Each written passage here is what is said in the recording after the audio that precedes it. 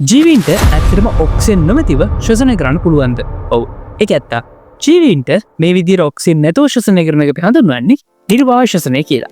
විවහාර දීමක හඳුන්වන්නේ පැසීව කියන වචනේ භාවිතා කරලා. ඒත් ඇත්තටම මොකද්ද මේ නිර්වායු ශ්වසනය? අද වීඩියෝ එකෙන් අපි ඒකේ ඇත්ත විද්‍යාව කතා කරමු.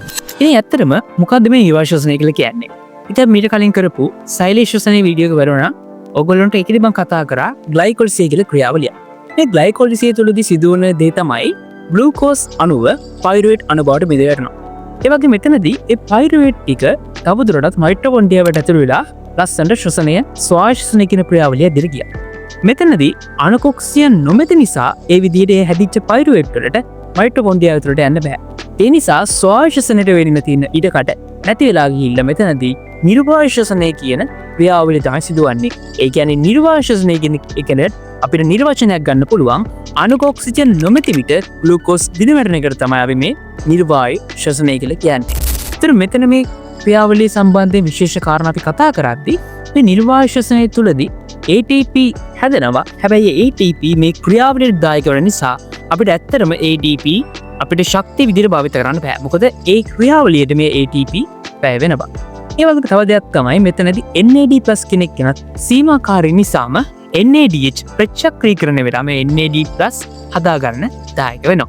ඒ වගේම මම කිව්ව විදිහට මේ විවහාරයේදී මේ කියන පැසීම ඇත්තටම ප්‍රධාන වර්ග කිහිපයක්ම තියෙනවා. ඒ අතරින් අපේ අද වීඩියෝ එක කතා කරන්නේ ප්‍රධාන වශයෙන්ම කොටස් දෙකක් පිළිබඳව. ඒ තමයි ලැක්ටික් අම්ල පැසීම සහ එතිල් මධ්‍යසාර පැසීම.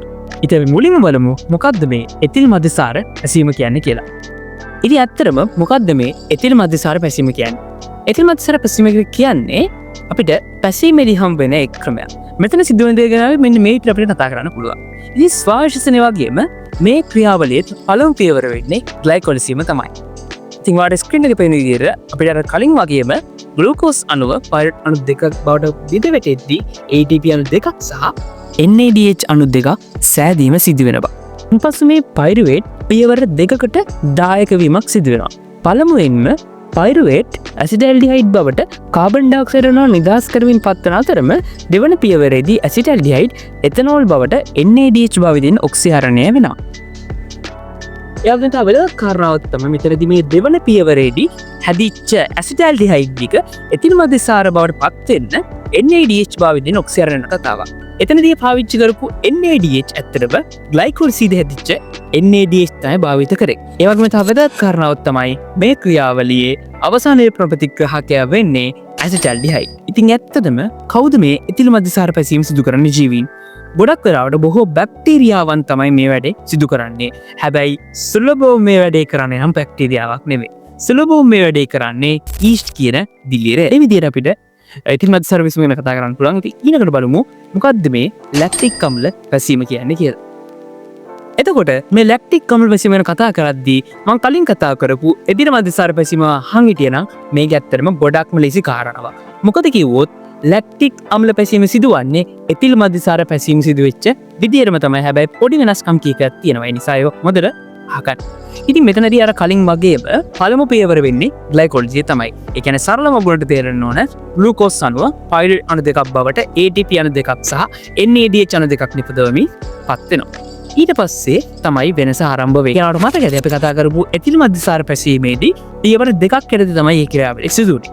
හැබැයි මේක එක පියවරෙන්ම ලැක්ටික් අම්ල බවට පත්වීම සිදු වෙනවා. කියන්නේ සරලව කිව්වොත් මෙතනදී හැදිච්ච පයිරුවේට් තව අතරමැදියෙක් නැතුව කෙලින්ම යා ලැක්ටික් අම්ල බවට පත් වෙනවා. ඒ සිදුවන්නේ නම් හැබැයි අර කලින් කිව්ව විදිහට NADH භාවිතයෙන් ඔක්සිහරණයෙන් තමයි. හැබැයි මෙතනදී කාබන් ඩයොක්සයිඩ් පිටවීමක් සිදුවන්නේ නැහැ. වගේම අර ඇසිටල්ඩිහයිඩ් වගේ අතරමැදියෙක් සහභාගී වෙන්නේ නැහැ. කෙනෙක් ප්‍රශ්නයක් කරන්න පුළුවන්. ඒතර ඇත්තටම මේකේ කවුද නම් අවසාන හයිඩ්‍රජන් ප්‍රතිග්‍රාහකයා වෙන්නේ? ඇත්තටම මේ ක්‍රියාවලියේ අවසාන හයිඩ්‍රජන් ප්‍රතිග්‍රාහකයා වෙන්නේ එන කවුරුත් නෙවෙයි පයිරුවේට්. ඉතින් අතරම දැන් කතා කරා එතිල් මධ්‍යසාර පැසීම කරන්නේ නම් බැක්ටීරියා සාර ඊස්ට් කියන දිලිරය. එතන කවුද මේ ඇත්තටම ලැක්ටික් අම්ල පැසීම සිදු කරන්නේ? ඇත්තටම ලැක්ටික් අම්ල පැසීම සිදු කරන්න බොහෝ බැක්ටීරියා වගේම දිලිරය කියන දෙවර්ගෙම කරනවා.